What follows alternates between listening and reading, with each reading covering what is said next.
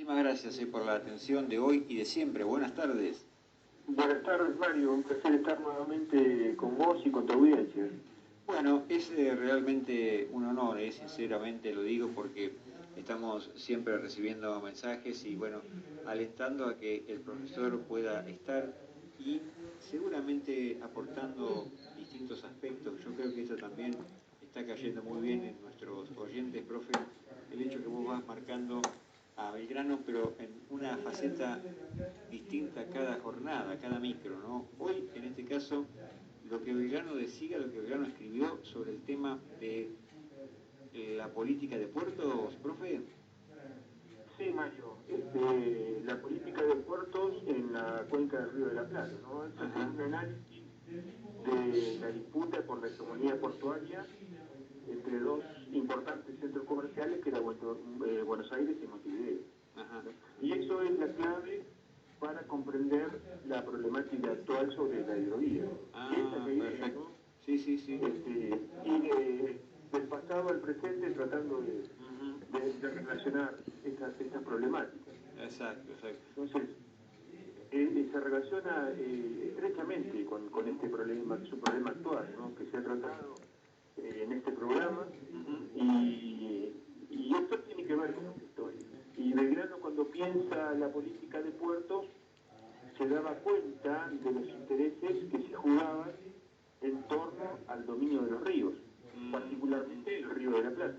Claro, sí. La cuenca del Río de la Plata siempre fue de una importancia geopolítica capital, ¿no? Históricamente se constituyó en un teatro de disputa de las grandes potencias: Gran Bretaña, Francia, Portugal, Holanda, todos compitieron por el control del mercado rioplatense. Del mismo modo que lo hacen hoy. Hoy tenemos a China, hoy tenemos a Gran Bretaña, a Estados Unidos también compitiendo por ese espacio, ¿no?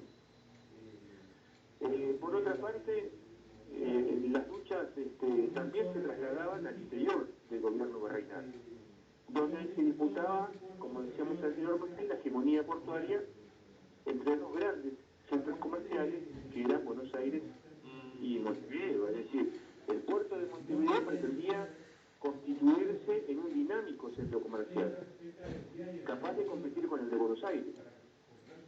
Belgrano, por supuesto, toma parte en esta disputa al generar, a través del consulado, políticas tendientes a mejorar la infraestructura del puerto de Buenos Aires. Montevideo era y es actualmente un puerto apto y útil para el comercio, pero se encontraba lejos de Buenos Aires, y lo mismo sucedía con el puerto de Maldonado y con Colonia de Sacramento. Entonces Belgrano impulsa la apertura de la Ensenada de Barragán como puerto de carga y descarga de mercancías.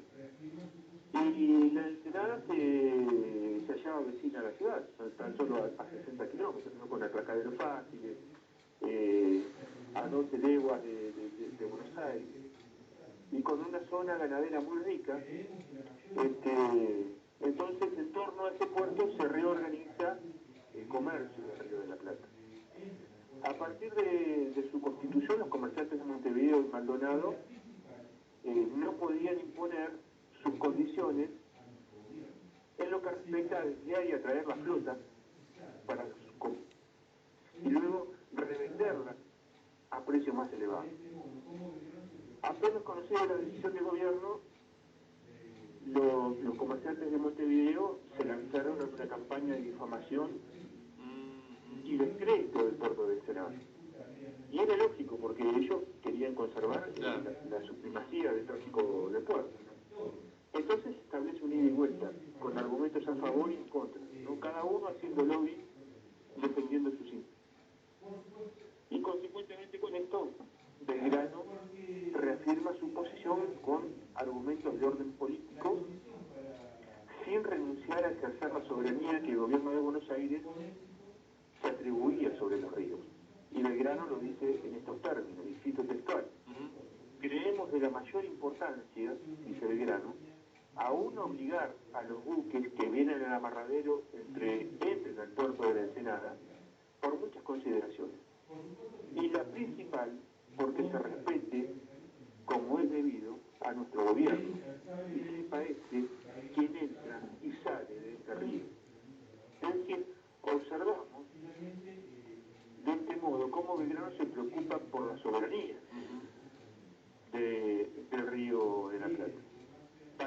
gobierno entra y sale de este río. Es decir, no es una cuestión de disputa meramente mercantil. Se estaba considerando el control del territorio, ¿no? Exacto. Condición sine qua non de un gobierno que toma sus propias decisiones. Exacto. Una parte de la soberanía está ahí, ¿no? Está en lo marítimo. Claro, porque hay que hablar de soberanía. Es decir, la condición para poder gobernar con éxito, llevar adelante buenas políticas, es tener control sobre los recursos, y tener control sobre los recursos es tener soberanía. Si uno no tiene soberanía, difícilmente puede llevar adelante buenas políticas. Claro. Y eso es lo que estaba planteando Belgrano.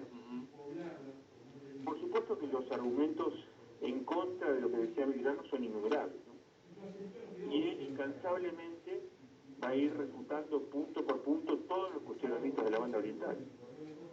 Finalmente, en las acciones y actitudes de Belgrano siempre prima el justo medio, ¿no? Haciendo un despliegue de diplomacia y buenas intenciones, y tiende un manto de concordia, porque finalmente eran orillas opuestas, pero formaban parte del mismo gobierno.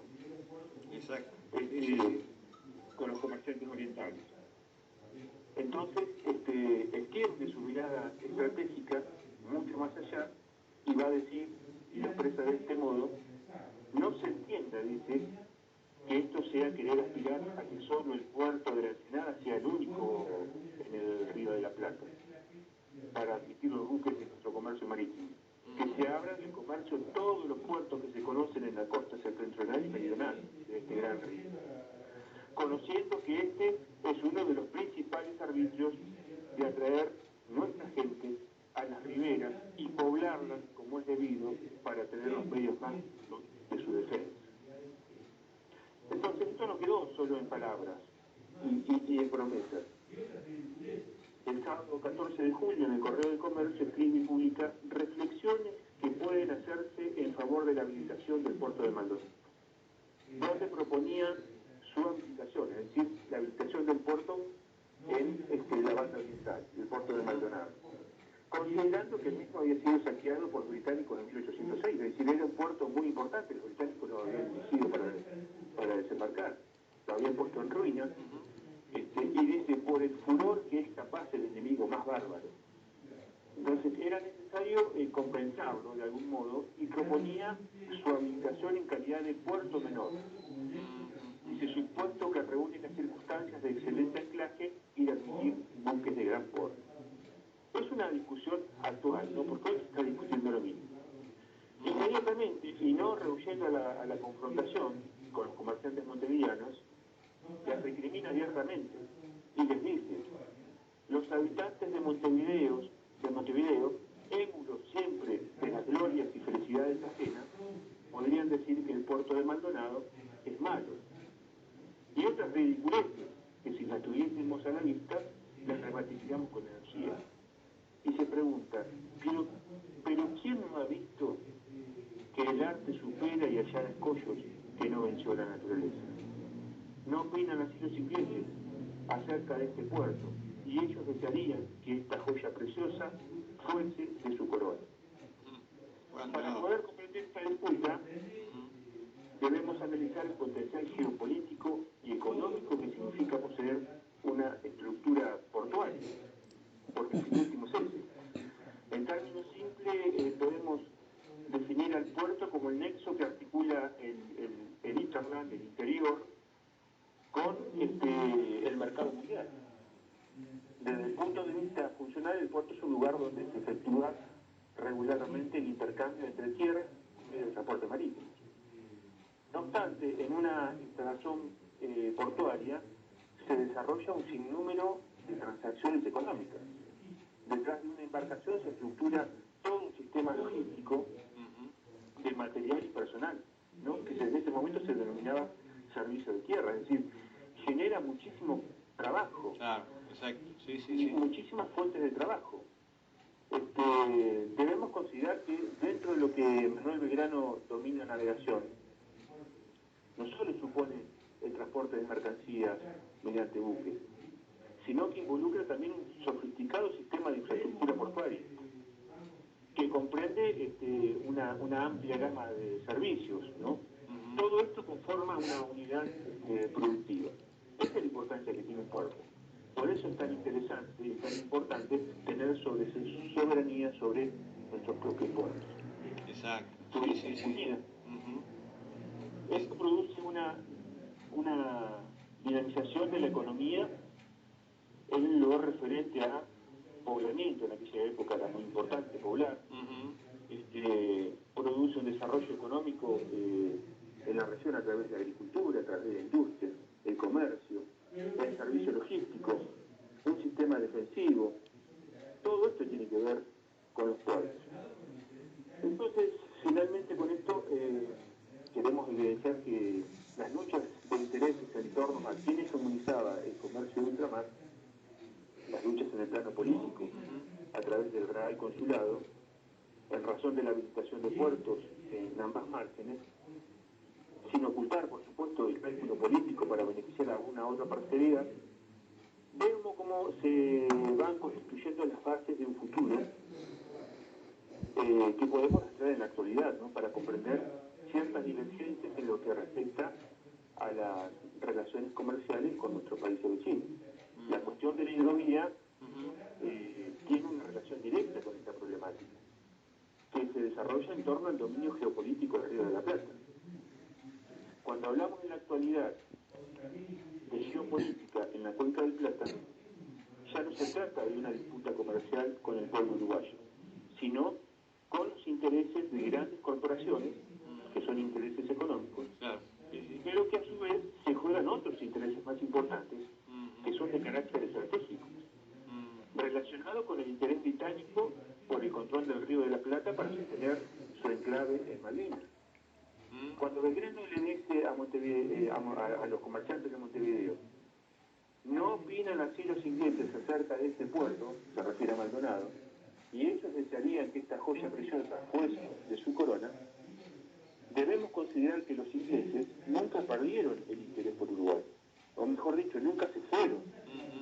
En un artículo en Infobae, el año pasado, se titulaba "El Reino Unido capacitará y entrenará a las Fuerzas Armadas uruguayas". Boris Johnson y Luis Lacalle Pou acordaron mejorar la cooperación en defensa y seguridad en asuntos de interés mutuo. Nos tendríamos que preguntar si esos asuntos de interés mutuo incluyen Malvinas, ¿no es cierto? O si también incluye la hidrovía. Bueno, es un problema geopolítico. Ahí también entra China, ahí también entra Estados Unidos. Entonces, la hidrovía es importante porque en términos geopolíticos significa que nuestro país renuncia a tener una salida soberana al Atlántico. Es decir, que con la firma del decreto 949/20, que es de esta gestión, que autoriza el regalo del canal Punta Indio, Argentina desvincula sus ríos interiores de la salida al Atlántico. Porque a partir de ahora, para salir al Océano Atlántico, debe gestionar autorización ante el gobierno de Montevideo. Y vos fíjate, Mario, que tan malo fue la firma de este decreto por parte de la actual gestión, que aprovecharon el día del velorio de Maradona para firmarlo. Eso no es menor, porque se potencia de este modo un polo logístico desde el cual se domina toda la logística del Atlántico Sur, favoreciendo la geopolítica del Reino Unido. Porque de este modo se conforma un triángulo estratégico que une Punta Arenas, Malvinas y Montevideo, que obliga a nuestro país a convertirse en un país mediterráneo. Cuando nosotros habíamos dicho la semana pasada que éramos un país netamente marítimo.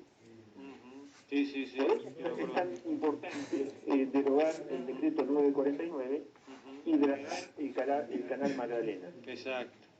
El cual conectaría nuestro sistema fluvial con el océano Atlántico. Esta es la importancia del canal Magdalena, por todo lo que explicó el profesor Marcelo Latorre la semana pasada. Claro, exacto. La resolución para la licitación está firmada, falta de ejecutarla. Hay una oposición, ¿no? Una oposición firme de Montevideo a a que se haga el canal Magdalena. Y claro, bueno, hay grandes intereses, como decíamos anteriormente, que se están jugando ahí, ¿no es cierto? Sí, Hay sí, veces que la voluntad y la fuerza que puede llegar a tener la autoridad política o los distintos gobiernos, porque esto ya viene, no es justamente un problema solamente de esta gestión, sino que viene de gestiones anteriores. Sí, sí, sí. Viene de la década del 90, ¿no? Esta matriz se conforma ya. Y nadie la puede cuestionar, o la pudo cuestionar realmente. Profe, sí. Entonces nos encontramos en estas instancias. Bueno, habrá que hablar sobre estas cosas, Mario, para crear conciencia de la gran problemática, ¿no?, que tenemos por delante cuando tratamos estos temas. ¿Cómo no? Que no se desvincula de los problemas cotidianos que tratamos, que generalmente tiene que ver, en el fondo de todo, con cómo crear nuevas fuentes de trabajo, que esa sería la solución. Exacto, sí. Crear fuentes de trabajo en un marco de soberanía, ¿no? Sería por ahí el título general. Es que no se puede crear de otra manera. Claro. Porque si no tenés el control de los recursos, de todos los recursos del Estado, no podés crear fuentes de trabajo. Y ese es el problema que tenemos nosotros. Claro, exacto. Profe. Pero bueno, es un tema muy largo y tal vez lo tocaríamos en otras oportunidades. Dale. Te agradezco infinitamente, profesor Germán López, por esta intervención el día de hoy. Muy buen resto del lunes y una excelente semana, y estamos en contacto para ya también ir preparando seguro lo del próximo lunes. Pero si surge alguna cosita, estamos en comunicación. Cómo no, Mario. Muchísimas gracias y un abrazo grande. Gracias, querido.